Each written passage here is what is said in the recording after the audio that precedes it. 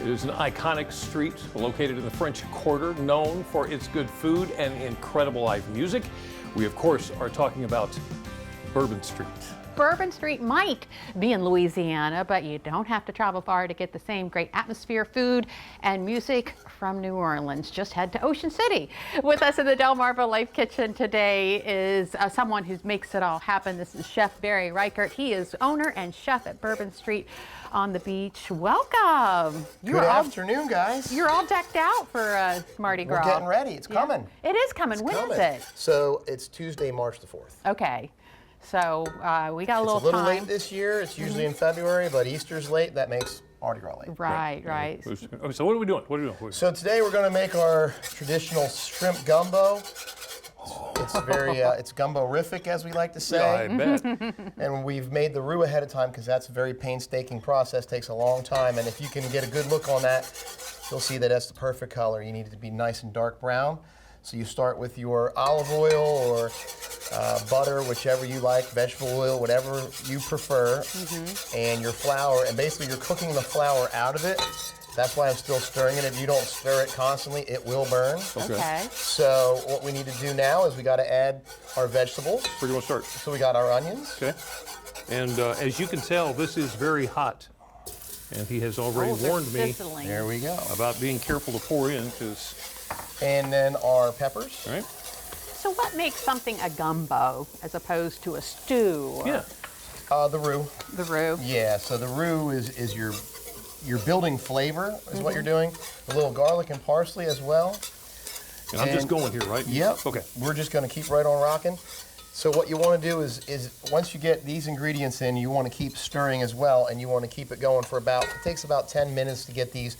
What you're looking for is translucent. Once the onions become translucent, then we add the rest of our, we add our dry, and then we add our meats and whatnot. Okay. And the last thing we'll do is add our water. And once we get to the water point, then we're going to turn it up and let it come to a boil, cut it back to a simmer, add the filet gumbo, and then that thickens it. It's your thickening agent, which is your ground sassafras. That's filet gumbo, and a lot of people like okra gumbo.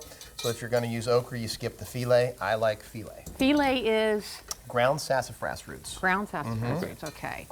All right. So I'm waiting on this, right?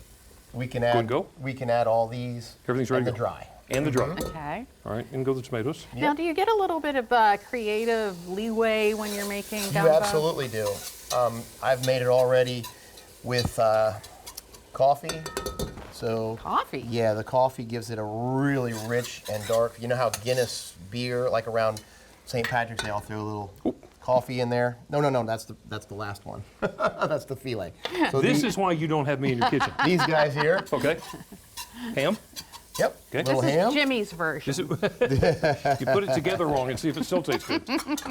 Andouille? Andouille. Yeah. Oh, yeah. Are you ready for the crawdads yet? Those. That's shrimp. Not right now. Oh, okay. These are shrimp playing crawdads. Pretending yes. crawdads.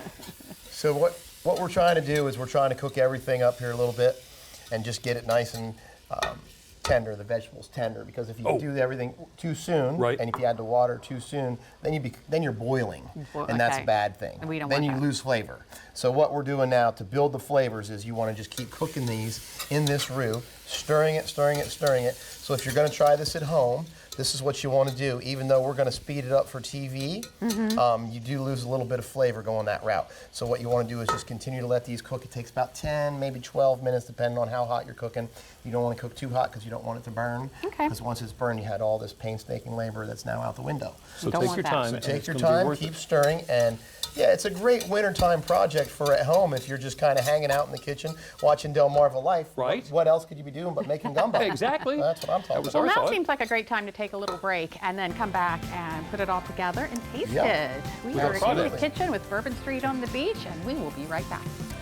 We are building mounds of flavor in the DelmarvaLife kitchen today with a meal fit for Mardi Gras. And we're in the DelmarvaLife kitchen this afternoon with Chef Barry Reichart from Bourbon Street on the beach.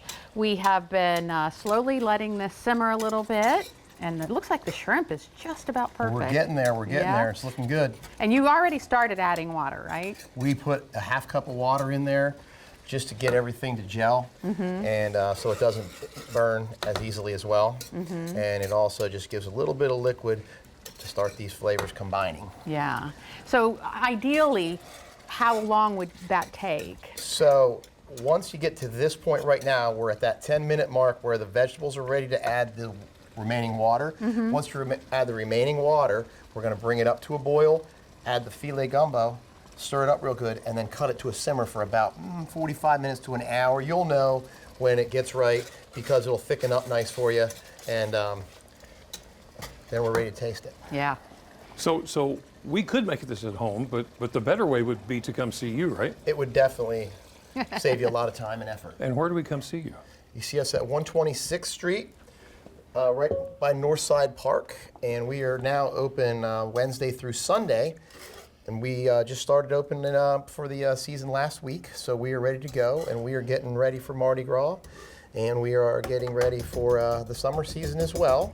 So we have some new menu items and some new dishes that we're going to break out here. And Are it's you our on 11th season. Wow. So yeah. Are you on hurricane watch down there? We are. It's always hurricane watch. It's always hurricane season at Bourbon Street. Yeah. All right. so well, over here we have. He gave me the monster spoon. I'm assuming this is mine. That's the one I'm going to take. Is it big enough? Yeah, well, it's a good start. Now you put a little scoop of rice on there. Yep, absolutely. So you can do it two ways. We serve it that way at the restaurant, and you can mix it yourself because some people like to do that. But at home, if you're making this, you'll add about 5 cups of cooked rice once it's cooked. Okay. And then go in. And then go in. After you. Go ahead. Oh, okay. I feel like you have been waiting all hour. Well, I'm not promising you that I'm not going to take the rest of this bowl. Chef, again, thank you for this. My pleasure. I had no idea there was so much involved. Oh, yeah. I did not know. That So is really gumbo is good. one of our 4 basic food groups at Bourbon Street. So there's gumbo, jambalaya, red beans and rice, and etouffee. They're the 4 basic food groups. There you go. Do you need anything else? No, I see the need to come sample your 4 food groups. that's a fact. Jimmy wants that balanced diet. Yeah, that's what I want.